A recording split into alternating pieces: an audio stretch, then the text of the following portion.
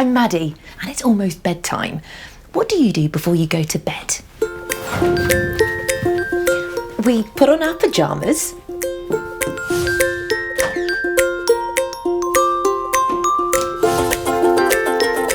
We brush our teeth. And I like to choose a bedtime story to read. But what happens when we lie down, close our eyes and go to sleep? How does sleep work? Let's find out. How does it work? Sleep.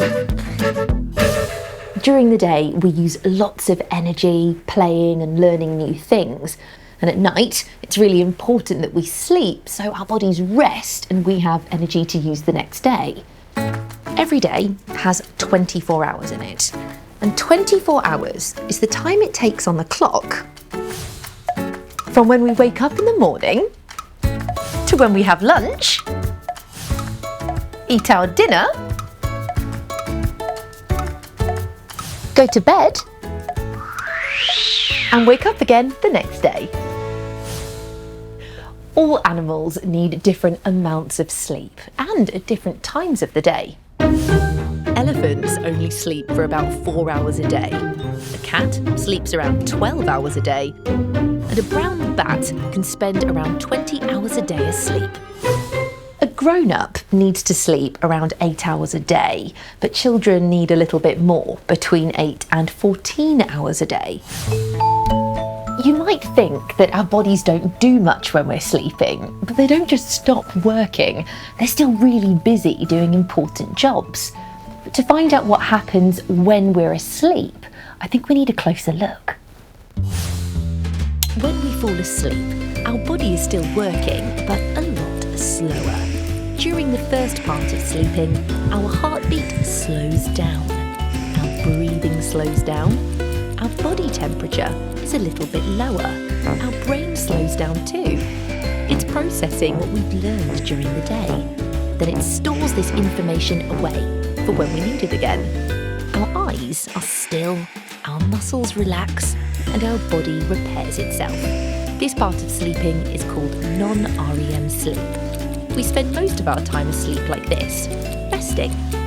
Some of the time, our heart beats a bit faster and our eyes might flicker. This is called REM sleep, and it's when we might dream. As it starts to get to morning time, our heart starts to beat a little bit faster. Our body temperature becomes warmer and we're ready to wake up, all fresh for the day ahead. That was really interesting, wasn't it? To find out what happens when I sleep, I've got a special gadget. This is a type of sleep monitor. It measures my heartbeat and it tells me how well I slept. And it links to a phone. So in the morning when I wake up, I can look at the display and see how I was sleeping. Now I just need to set the sleep monitor to record. There we go. Put my phone away, read my book, and settle down for bed. What's your favourite bedtime story? Night night.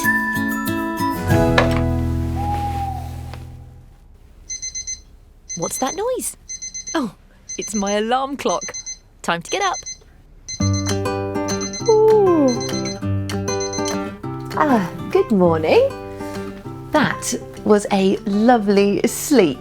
I feel well rested and ready for the day ahead.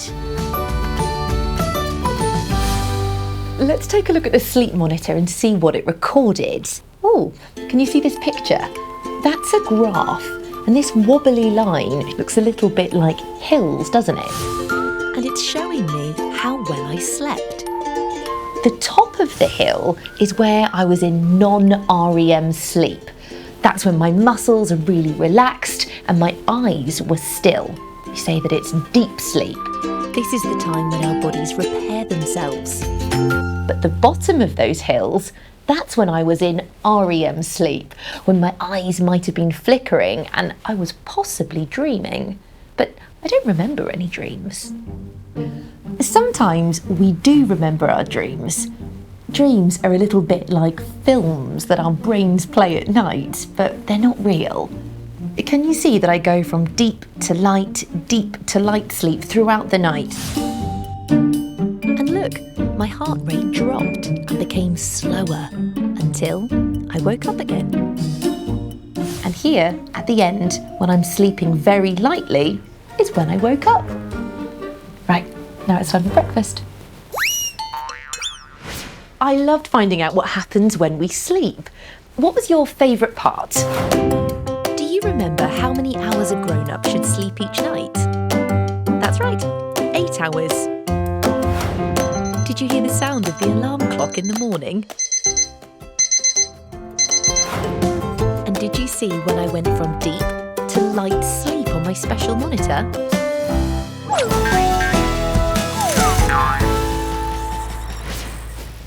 Sometimes in the morning, I like to watch a bit of television. Sometimes I'll lie on the floor on a beanbag. I also like to sit in the armchair. But my favourite spot to sit is the sofa. Do you know what's inside a sofa to make it so comfortable? I wonder how a sofa's made. Let's find out. How is it made? Sofa. To find out how a sofa's made, I've come here to a sofa factory.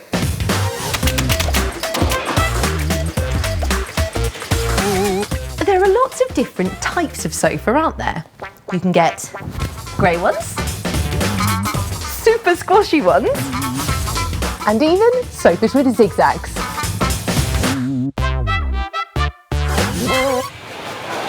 In this factory, sofas start as large planks of beech wood. This wood comes from a beech tree.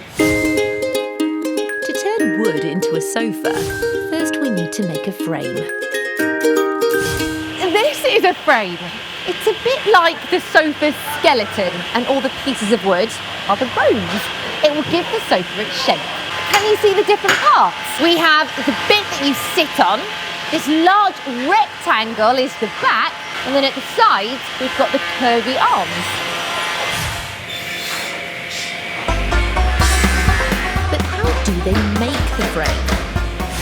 Mark uses a table saw to slice the large planks of wood into shorter chunks. The pieces of wood get pushed through this machine. It cuts the wood to the right size and gives it straight edges. All of these pieces of wood will make the base and the back of the sofa frame.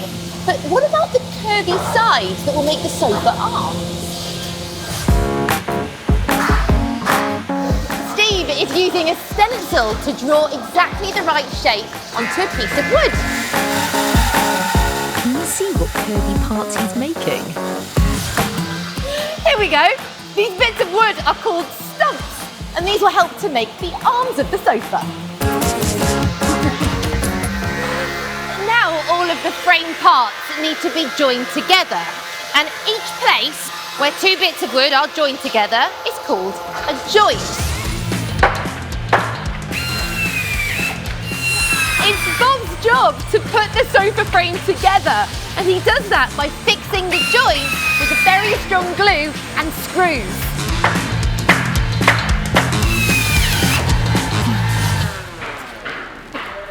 Just look at all of these sofa frames. But it doesn't look very comfortable, does it? The next part of the sofa, the soft cover that goes over the frame, is made in here, the cover room.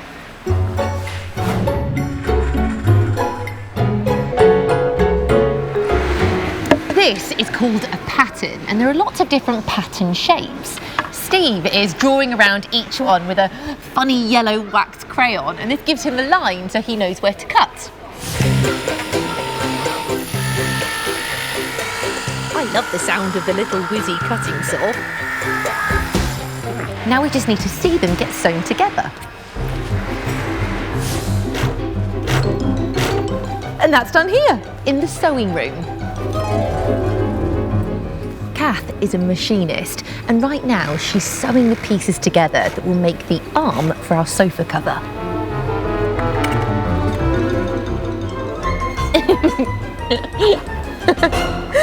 The arms will get attached to the rest of the sofa cover and make their way to the upholstery room. And upholstery is what we call covering a chair or a piece of furniture with material. But first, we need to attach these to a wooden frame. They're called springs.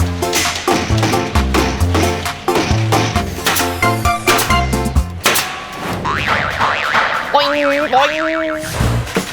Now the springs are on, a material called foam is stapled onto the sofa. To make sure the layers of material don't move, James sews them to the springs using a massive sewing needle. Here you go. Thank you. And then the top layer goes on, the sofa cover.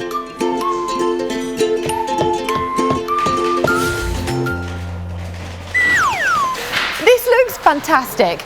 All it needs is some matching cushions. To make our sofa really squishy, we need these feathers. And they start in this machine called a hopper, which blows air around them to make them light and fluffy, like this. But how do the feathers make the sofa comfy to sit on? This is a cushion bag, and it's got a small hole on one of the corners. But how do you think we get it full of feathers? The bag is put over the pipe and... whoa! Did you see that?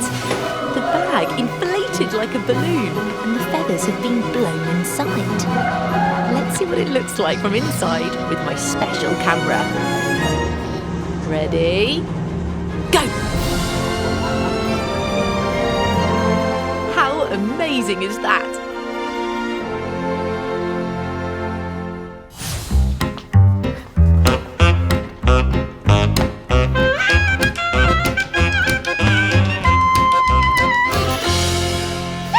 And there you have it, a finished sofa. And it is so comfortable. I think it's time for a rest.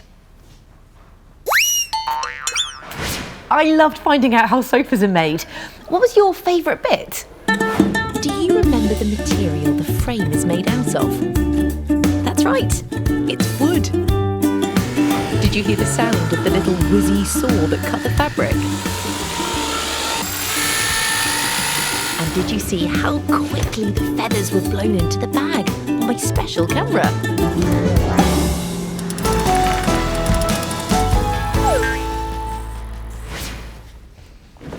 So the next time you sit on a sofa to relax or read a book, you'll know how it was made, with a wooden frame and a squashy outside. And you'll know what happens to our bodies when we go to sleep. I'll see you next time.